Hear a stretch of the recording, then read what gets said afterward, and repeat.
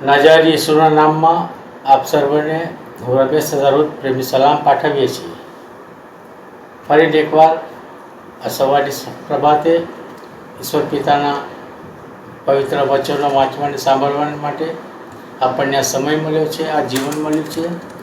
પિતા પરમેશ્વરનો પુષ્કળ આભાર માનીએ અને તેમને ધન્યવાદ અને માનને મહિમા આપીએ. આજના દિવસનું જે વાંચન છે એ તો ગણનાનું પુસ્તક છે અને તેનો 27મો અધ્યાય છે. પિતા પરમેશ્વર આ વાંચન વાંચવાને માટે અમારી સહાયતા મદદ કરે. વિશેષ અમારી ચેનલને લાઈક કરો, સબસ્ક્રાઈબ કરો અને પોતાના ગ્રુપ કે મિત્ર વર્તુળની અંદર શેર પણ જરૂરથી કરો. તમારી પ્રાર્થનાની કોઈ વિનંતી હોય તો તમે અમને મોકલો છો, અમે અમારી અંગત પ્રાર્થનામાં તેને ધરી રાખીશું.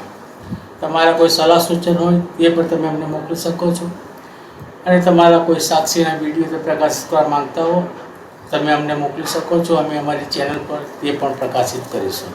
આજનું વાંચન આજે આપણે શરૂ કરવાના છે અને એ છે ગણનાનું પુસ્તક અને તેનો 27મો અધ્યાય.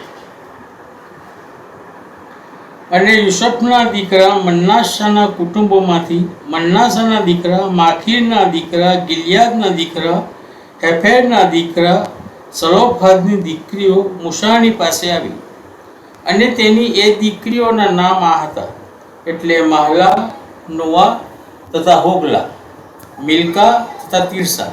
અને મૂસાની રૂબરૂ તથા એલાજાર યાજકની રૂબરૂ તથા અધિપતિઓ તથા સર્વ સભાની રૂબરૂ મુલાકાત મંડપના દ્વારની પાસે તેઓએ ઊભી રહીને કહ્યું, અમારા પિતા અરણ્યમાં મળી ગયા. ને તેઓ કોરાની સાથે યહોવાની વિરુદ્ધ એકત્ર થયા હતા.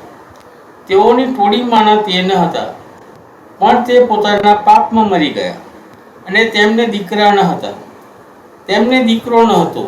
માટે અમારા પિતાનું નામ તેમના કુળમાંથી લોપ કેમ થાય?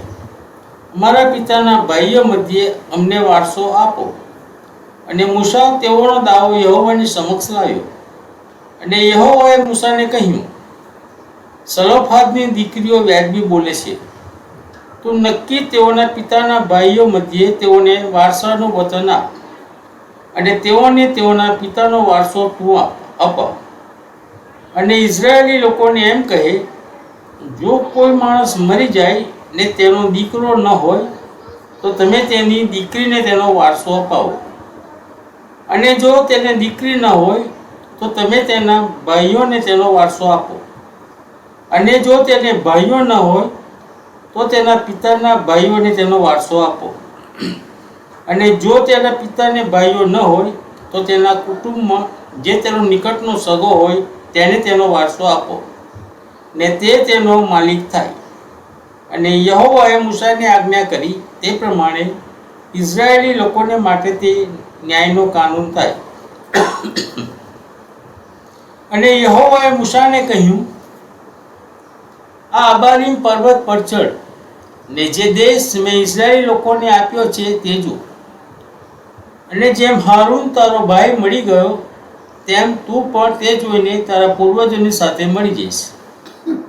કેમ કે સીનના અરણ્યમાં પ્રજાના ઝઘડામાં પાણીની પાસે, એટલે સીનના અરણ્યમાંના કાદેશમાં મરીબાના પાણી પાસે તેઓની આગળ મને પવિત્ર માનવા વિશે મારી આજ્ઞાની વિરુદ્ધ તમે ફિતૂર કર્યું. અને મૂસાએ યહોવાને કહ્યું, યહોવા જે સર્વ દેહધારીઓના આત્માઓનો ઈશ્વર તે લોકો ઉપર એક માણસને ઠરાવે, જે તેઓની આગળ રહીને બહાર જાય ને તેઓની આગળ રહીને અંદર આવે, ને જે તેઓને બહાર ચલાવે ને તેઓને અંદર લાવે. એ યહોવાના લોક પાળક વગરના ઘેટાના જેવા થઈ ન જાય. અને યહોવાએ મૂસાને કહ્યું, નૂનનો દીકરો યહોશુઆ કે જેનામાં મારો આત્મા છે તેને તારી પાસે બોલાવીને તેના પર તારો હાથ મૂક. એલાજાર યાજક તથા સમગ્ર પ્રજાની આગળ તેને ઊભો કર અને તેઓના જોતા તેને દીક્ષા આપ. અને તારો કેટલોક અધિકાર તું તેને આપ કે ઇઝરાયેલની સર્વ પ્રજા તેની આજ્ઞા માને. અને એલાજાર યાજકની પાસે તે ઊભો રહે અને ઉરીમના ચુકાદા વડે તે યહોવાની સમક્ષ તેને માટે ખબર પૂછે.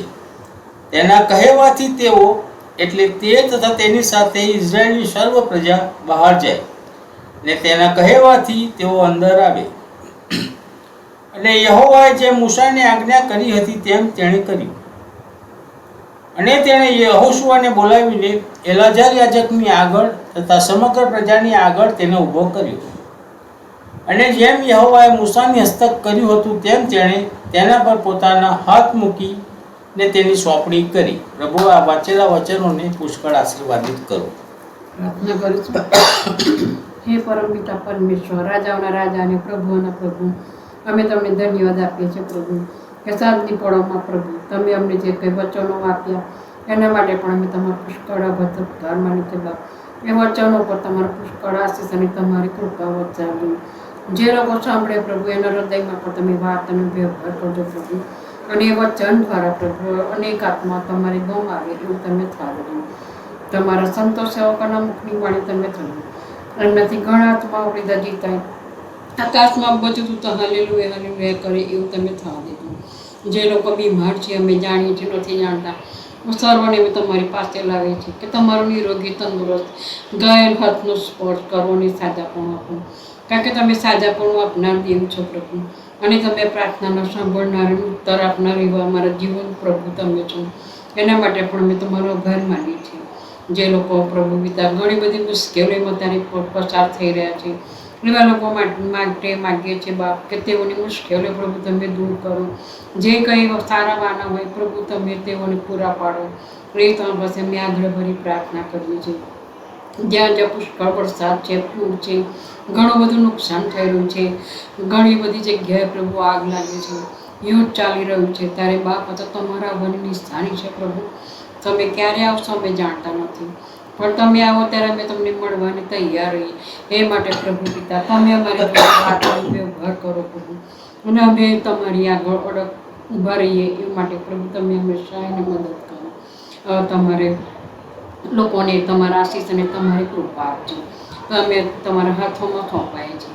જે કંઈ માગ્યું તમારા દીકરા ઈસુ ખ્રિસ્તના જેના નામથી માગીએ છીએ. સાંભળો અને સ્વીકાર કરજો. આમેન. આમેન.